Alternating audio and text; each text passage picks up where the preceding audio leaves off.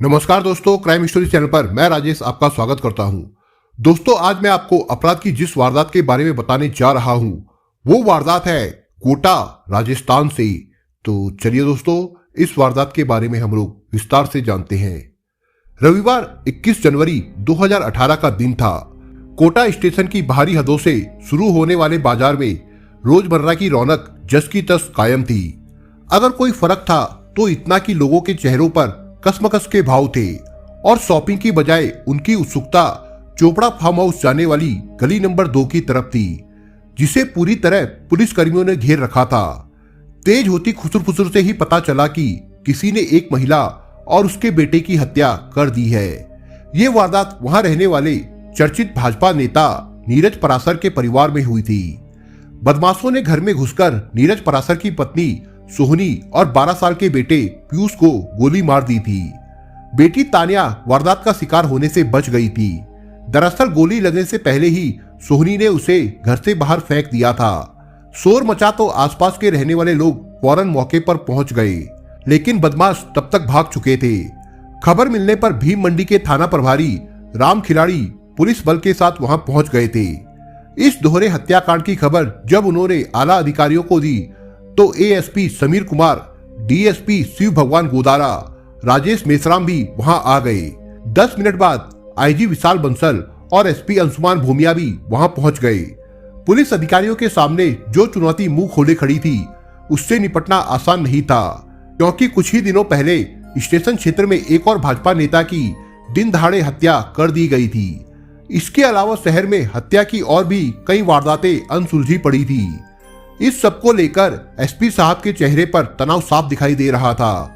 Case बड़ा पेचीदा था। पुलिस इस बात पर भी हैरान थी कि इस चहल पहल वाले इलाके में नीरज परासर के मकान में बदमाश बेखौफ होकर आए और मां बेटी को गोलियों से भूनकर चले गए। सोहनी की कनपट्टी और उसके बेटे पीयूष के सीने में गोलियां लगी थी। लग रहा था जैसे उन्हें गोली बहुत करीब से मारी गई थी। एक गोली कमरे की दीवार पर भी लगी थी। दीवार पर गोली टकराने का निशान बन गया था। पुलिस ने मौके से गोली का खोल भी बरामद किया था। सूचना मिलने पर police photographer, crime investigation team, dog squad और एफएसएल की टीमें भी वहां पहुंच गई थी। सभी टीमें अपने अपने ढंग से काम करके लौट गई। थाना प्रभारी राम खिलाड़ी ने शवों को पोस्टमार्टम के लिए भिजवा दिया और आगे की जांच में जुट गए। उन्होंने नीरज परासर से बात की तो उसने बताया कि घटना के वक्त वो सब्जी लेने के लिए बाजार गया हुआ था। सरेआम हुई इस वारदात ने पूरे इलाके में सनसनी फैला दी थी। गोली चलाने वाले कौन थे, किस तरफ भागे थे, किसी को कुछ पता नहीं था। पुलिस ने आसपास लगे सीसीटीवी कैमरों के फुटेज भी खंगाले, लेकिन कोई नतीजा नहीं निकला। पुलिस ने पड़ोसियों से बात की तो उन्होंने बताया कि हमने गोलियां चलने की आवाज तो नहीं सुनी, अलबत्ता मार दिया की चीख पुकार जरूर सुनी थी। जिसके बाद वे लोग परासर के मकान की तरफ दौड़े। हालांकि कुछ लोगों ने परासर के मकान से एक आदमी को भागते देखा, लेकिन वो कौन था, कैसे आया और कहां गया, इस बाबत वो लोग कुछ भी नहीं बता पाए। पुलिस पूछताछ में रोता बिलखता नीरज ठीक से कुछ बता भी नहीं पा रहा था। टुकड़ों में जो कुछ वो कह रहा था उससे पुलिस सिर्फ इतना समझ पाई कि उसकी पत्नी सोहनी मुरैना की रहने वाली थी, जहां पड़ोस में रहने वाले चंद्रकांत पाठक उर्फ दिलीप से उसका अफेयर था। 2 महीने पहले सोहनी उसके साथ भाग गई थी, जिसकी गुमशुदगी की सूचना उसने थाना भीम मंडी में दर्ज करा रखी थी। पिछले दिनों उसे सोहनी के मुरैना में होने का पता चला तो वो मुरैना जाकर उसे ले आया। नीरज ने पुलिस को बताया कि वारदात करने वाला चंद्रकांत पाठक के अलावा कोई और हो नहीं सकता। थाना प्रभारी ने यह सारी जानकारी एसपी अंशुमान भूमिया को दे दी। इन सब बातों से अंशुमान भूमिया को लगा कि पूरे घटनाक्रम में सोहनी की कोई महत्वपूर्ण भूमिका रही होगी, इसलिए उनका पूरा ध्यान उसके अतीत और उसके प्रेमी चंद्रकांत पाठक पर अटक गया। नीरज ने एसपी साहब से मुलाकात की। उसने उन्हें एक नई जानकारी ये दी कि चंद्रकांत पाठक ने चेतन शर्मा के नाम से एक फर्जी फेसबुक आईडी बना रखी थी। चंद्रकांत एक पढ़ा लिखा युवक था, साथ ही अच्छा शूटर भी। मध्य प्रदेश में उसे 7 शूटर का अवार्ड मिल चुका था। पुलिस ने नीरज से इस बारे में विस्तार से जानकारी मांगी कि सोहनी कब और कैसे गायब हुई थी। इस पर नीरज ने बताया, नवंबर 2017 में मैं अपनी पत्नी और बच्चों के साथ अपनी ससुराल मुरैना गया था। वहां से 20 नवंबर को हम कोटा लौट आए थे। 22 नवंबर को मैं गोवर्धन परिक्रमा के लिए वृंदावन चला गया था। मेरी गैर मौजूदगी में चंद्रकांत पाठक आया और जबरन पत्नी को लेकर चला गया। उस समय दोनों बच्चे भी घर पर थे। जो सो रहे थे। बाद में जब बेटा पीयूष सोकर उठा और उसने माँ को नहीं देखा तो उसने मुझे फोन किया। तब मैंने पत्नी की गुमशुदगी की सूचना दर्ज कराई और अपने स्तर पर भी उसकी तलाश करता रहा, लेकिन निराशा ही हाथ लगी। उसने आगे बताया, सर जनवरी 2018 में अचानक मेरे पास पत्नी का फोन आया। उसने किसी और के मोबाइल से फोन किया था।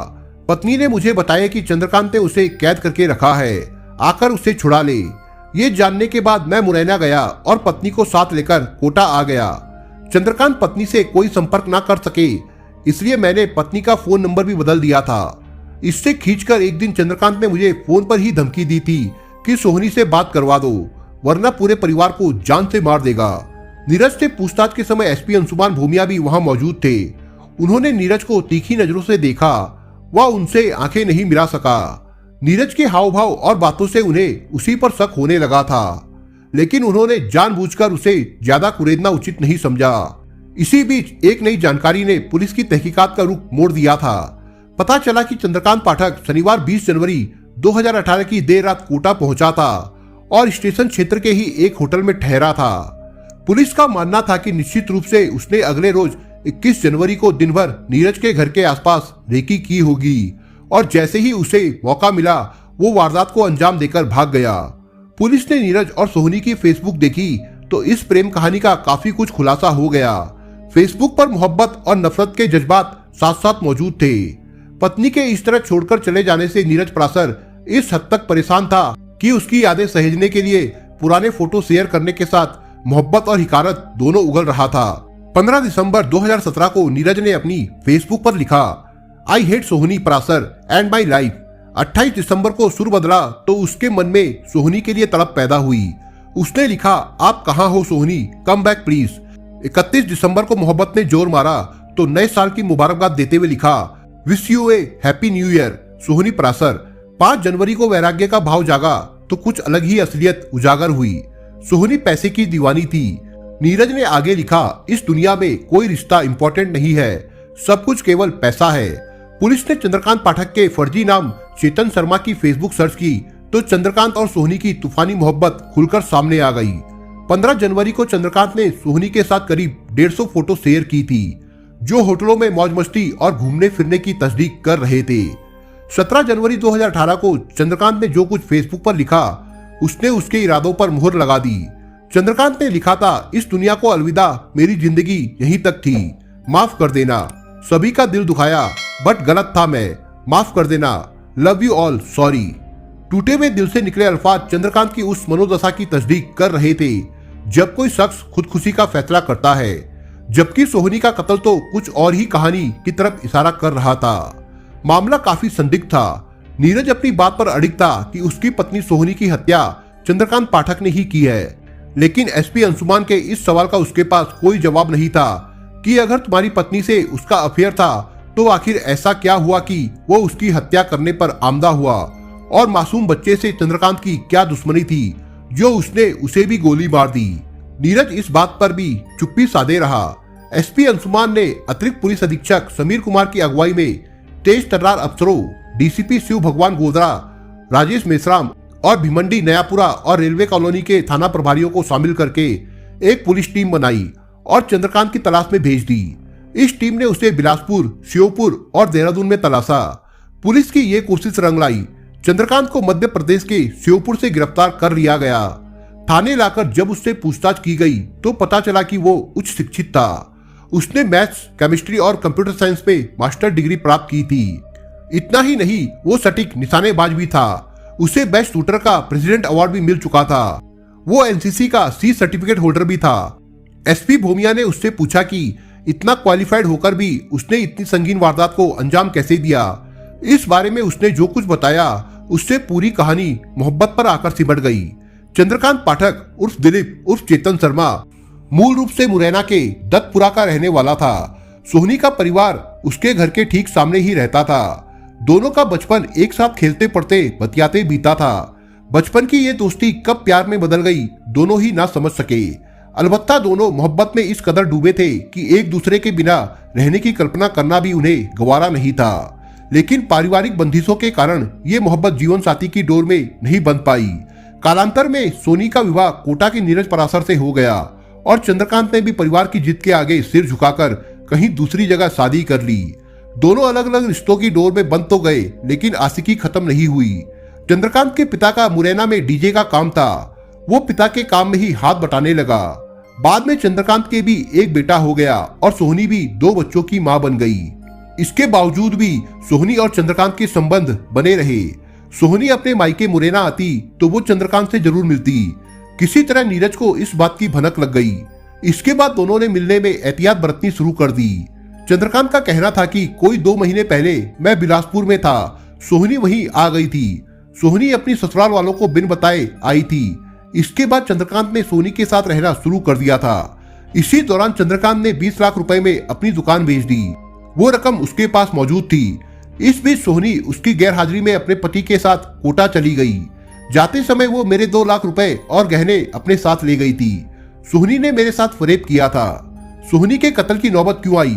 अगर फरेब की कोई वजह थी तो उस मासूम बच्चे को क्यों मारा? एसपी भूमिया ने पूछा। नहीं सर, मेरा इरादा ऐसा नहीं था। मैं नीरज की गैर मौजूदगी में ही सोहनी से मिलना चाहता था। ऐसा मैंने किया भी। एक पल रुकते हुए चंद्रकांत ने कहना शुरू किया, मैंने अपनी रकम और जेवरात सोहनी से मांगे तो वो उल्टे मुझ पर ही बरस पड़ी। मैंने उसे डराने के लिए पिस्तौल दिखाई, लेकिन अचानक बच्चा मेरे ऊपर झपट पड़ा और पिस्तौल छीनने की कोशिश करने लगा। इस छीना झपटी में ही ट्रिगर दब गया और बच्चे को गोली लग गई। सोहनी को तो मुझे मजबूरी में मारना पड़ा। उसे नहीं मारता तो वो बेटी की हत्या की गवाह बन जाती। बेटी की मौत से सोहनी को अपनी बेटी की जान भी खतरे में नजर आई तो उसने बच्ची को दरवाजे की तरफ फेंक दिया। सोहनी पर मैंने 2 गोलियां चलाई। अफरा तफरी में निशाना चूक गया और एक गोली दीवार में जाकर धंस गई। एक गोली उसकी कनपट्टी पर भी लगी थी। उसके बाद मैं बुरी तरह दहशत में आ गया था। इसके बाद मैं पहले दिल्ली चला गया, फिर श्योपुर आ गया। पुलिस ने उससे पूछताछ करने के बाद उसे धारा 302 के तहत गिरफ्तार कर न्यायालय में पेश किया, जहां से उसे न्यायिक हिरासत में भेज दिया गया। 2 लाख की रकम और जेवरात अभी तक पुलिस बरामद नहीं कर पाई थी और चंद्रकांत जेल में बंद था। दोस्तों, आप अगर चैनल पर नए हो तो आप चैनल को सब्सक्राइब करने के साथ कमेंट बॉक्स में इस कहानी के बारे में अपने विचार जरूर लिखिएगा। मिलता हूं एक नई कहानी के साथ, तब तक के लिए अपना ख्याल रखिएगा। धन्यवाद।